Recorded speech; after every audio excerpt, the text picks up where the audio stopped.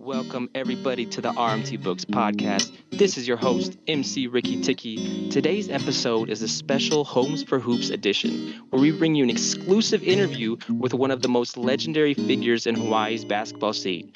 Buckle up, sports fans, because you're in for a treat. All right. But before we dive into our interview today, I want to share a light-hearted top 10 list with you. So here are the top 10 excuses for not revamping worn down basketball hoops in rural Germany. Let's get into it. Number one, the preserving the rustic charm of the countryside. Number two, it builds character to shoot hoops on a vintage backboard. Number three, they're saving the budget for more schnitzel and bratwurst. Number four, the worn down hoops match the cobblestone streets. Number five, the cows prefer soccer anyway. Number six, it's a modern art installation symbolizing the passage of time.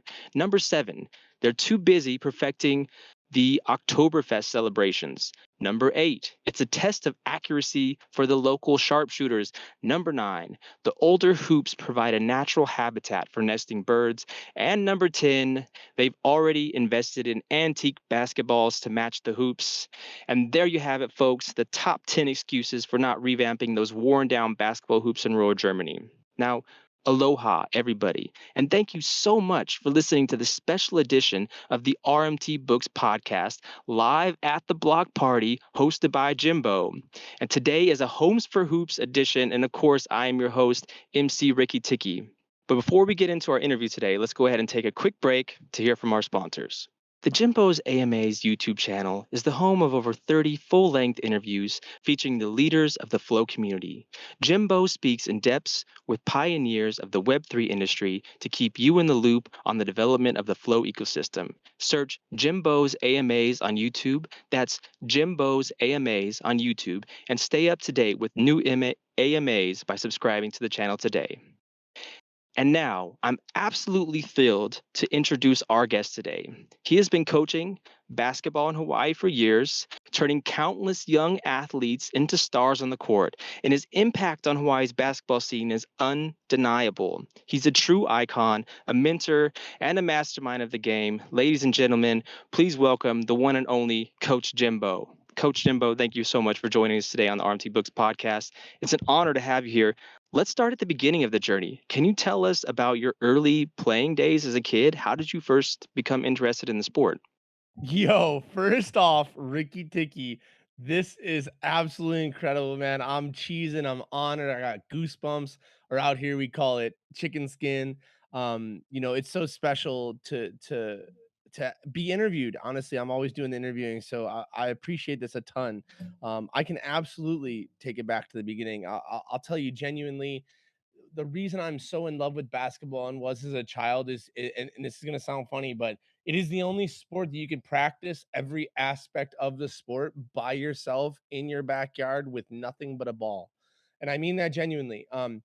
Ironically enough, we're talking about homes for hoops, but I didn't have anything growing up, so I just had a basketball. Eventually, I got a hoop, at like 7 years old. When I was like 4 or 5 years old, I just started dribbling a basketball and I was shooting it into the air. I was laying down shooting it. I couldn't stop, just throwing the ball up and catching it. And so I developed, just the typical skills. And I just realized that it's the only sport I didn't need. Not that I didn't have friends or anything like that, but I just loved the sport more than all my other friends, and nobody really wanted to go play.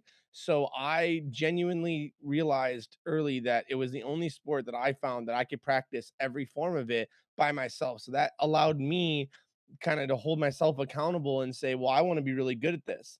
And then as I was growing up, I got a hoop in my house. I started shooting. I mean, my it's funny, man. My neighbors used to call my parents and tell them that I was outside in the blistering cold with just a hat on.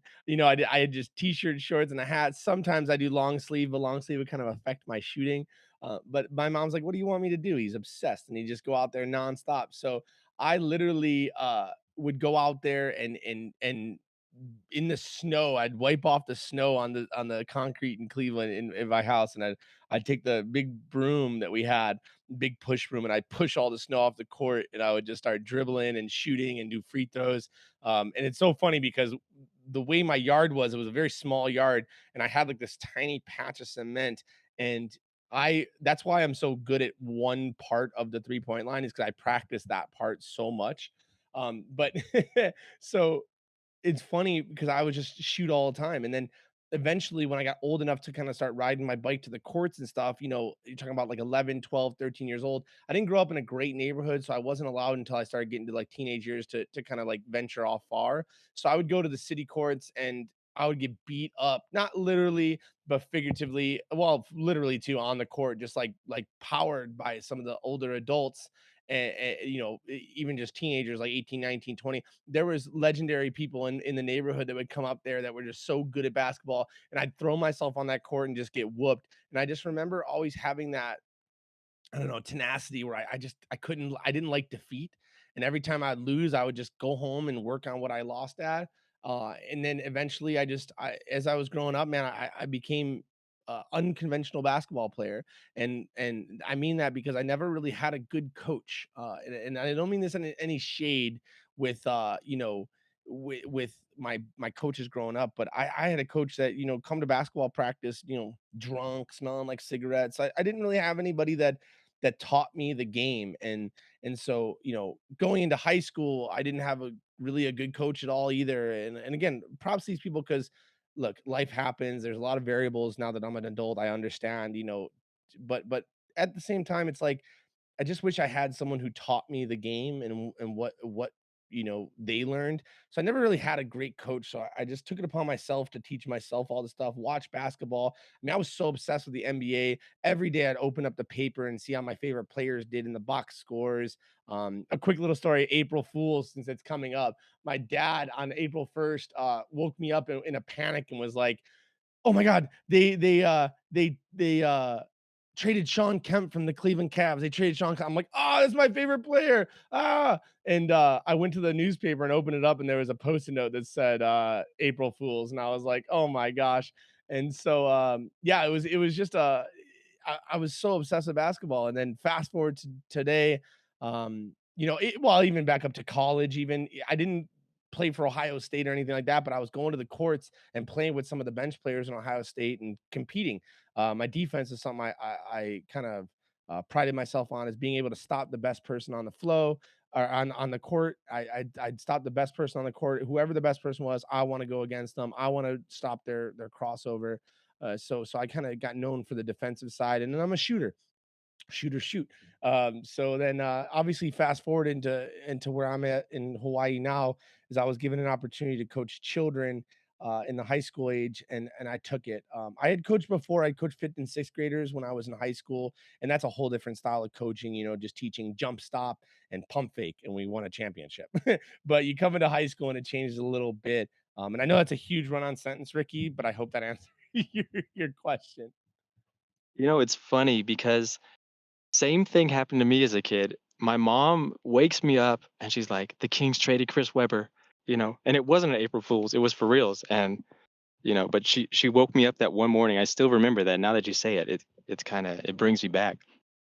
And you were getting into going to these courts and getting whooped up on. And what I see, from my own children, is that when they take an L, they just kind of like, they kind of just break down. And I'm thinking, because I had that tenacity too, I'm thinking, go and work on your weak spot that caused you to lose. Go and work on that. And they're just like, nah, you know what, I'm gonna suck, whatever. And I just tell them, like, this is absolute nonsense. Whatever you're saying is nonsense. So I'm wondering, from your point of view, how important is it for those kids to get in there and take the L's and get kicked in the teeth? And how important is it for them to learn that and to grow from it, or for you to teach them to grow from it? You know, it's a process, man. Honestly, last year I had a bunch of 18-year-olds, 17, 18-year-olds, juniors and seniors, and it was it was a challenge because when you have that age group, they're kind of already set in their ways, right? And then coming in, this is someone who is new to their community that I've seen some of these kids on the basketball courts before, but they didn't really know who I was or anything like that. And to be honest, I got a beer belly, I got a quarantine belly. And so when you look at me, the last thing you think is that I'm good at basketball. And then, so it is deceiving when I get on the court and you're like, whoa, he can move like that. And then it's really funny, but it took a while for them to trust the process. And I think that that's the most important thing is with children these days, you have to build that fine line between friend, ally, and, mentor, right? And so when I started building this relationship with the children, it was that, look, I'm not that far off from you, right? I'm like 15 years older than you, and it's not that much generational gap, right? I'm not 30 years old or anything like that. I'm decently close in age, so I get it, right? I and at the same time, it's like I'm not here to waste your time or my time. I'm not getting paid for this. I want to make you better humans and better basketball players. So just trust the process and let me do that. Allow me to do that. One of the hardest things, Ricky, to talk to these kids about. I'll give you an example. In the summertime last year with the state championship team, actually, I always say that because it was a long route to the state championship. In the summer, when the head coach couldn't talk to them, it was one of those things where I had to take over the practice for the whole summer, and it was like a month out of the summer actually. And I was at the practice one time again. They're learning me, they're getting to know me, and I would tell them they would do something wrong, and they would say, "Well, I was trying to do this." Well, I would let that go for a couple times, and then I get to a point where I was starting to get irritated saying, "Stop telling me why you're doing something." Right? Like at a point in time, it's like I want to hear you out, but at the same time, watched you do that. You shouldn't do that. So don't do that. And then they would come back and say, "Well, I did this or I didn't do this," or and I got so mad at practice. I'm like, "That's it. Everyone out. Practice is over. Go home." And I told him the next day, I said, "I'm tired of you talking back. I want you to listen to the words that are coming out of my mouth. It doesn't mean that I'm infallible, but it means that I saw you do something that you shouldn't be doing, and I want to make you a better basketball player. So just listen." Right. And so, you know, it took a long time. It took a long time. And now this year we have freshman, sophomore, and believe it or not, it's actually harder. But it's an investment, right? Because as you're doing it in these freshman, sophomore years, once they believe in that process, then you have a couple of years of that belief system to really make something happen, which is special. Oh, awesome. Sounds just like having kids. There's a lot of people out there in the audience probably have kids and know that feeling. You tell them to do something like, but, I hear that all the time, and it drives me crazy too. But I can't cancel practice and say the kids home, even though I'd like to. But it's all good, man. So talk to me here. You said also that you had favorite players as a kid. Who were some of your favorite players? Who did you look up to? Were you a Cavs fan coming from Cleveland? Absolutely. I used to ride my bike to Cavs games because I live close to downtown Cleveland.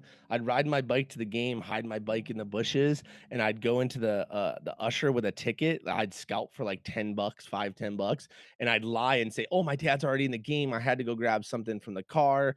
I'm gonna go meet him in there."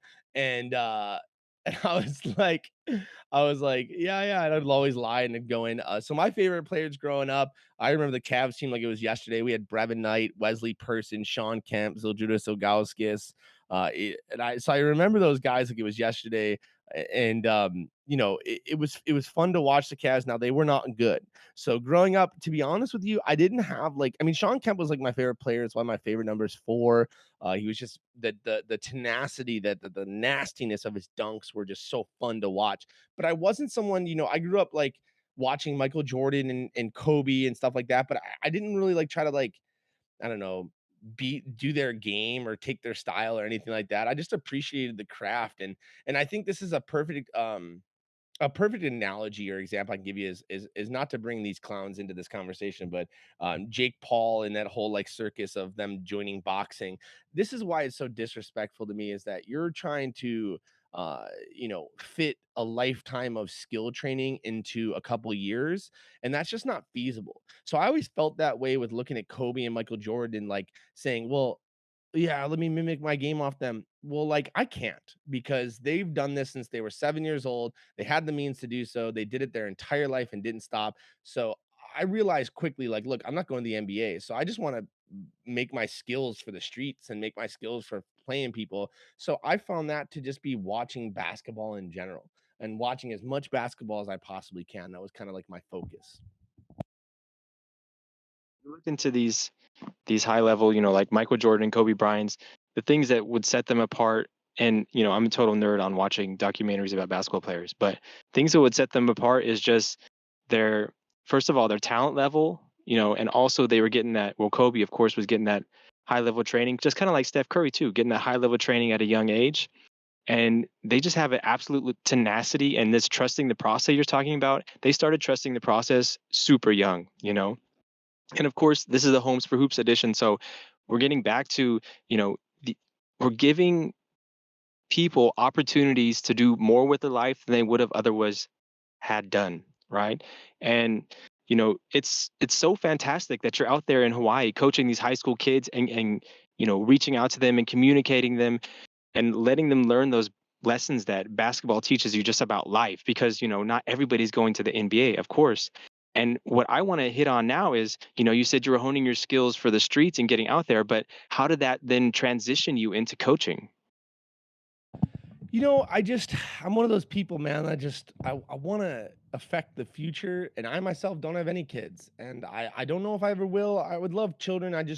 My philosophical belief on the world, is one of those things that I think that I want to affect the future, and I think there's no better way to do that than to, you know, be with the children and actually give the children the better tools. You mentioned some of those top 10 reasons why they wouldn't have hoops. That's just garbage stuff to say that it'll build character and shit. That's such a 1950s, 60s, and 70s mindset. Like, pardon my French, but fuck that. Let's give our children the best possible tools to succeed. Let's make them fucking better than us.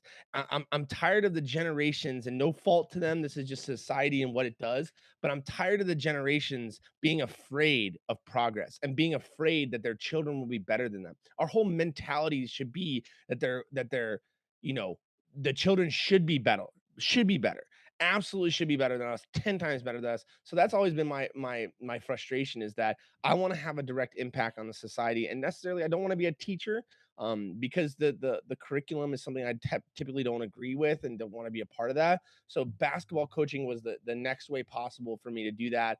In the mentorship program, looked into brothers and big brother, and stuff like that. But basketball just kind of fell into my lap as a coach, and I haven't looked back, and now just absolutely love it. Fantastic. Well, Coach Jimbo, thank you so much today for coming on the RMT Books podcast. Thank you to this fantastic Block Party Discord for hosting the podcast, even though they didn't know it was going to happen beforehand. Thank you so much. And thank you, everybody, for listening out there and everybody that is listening on YouTube.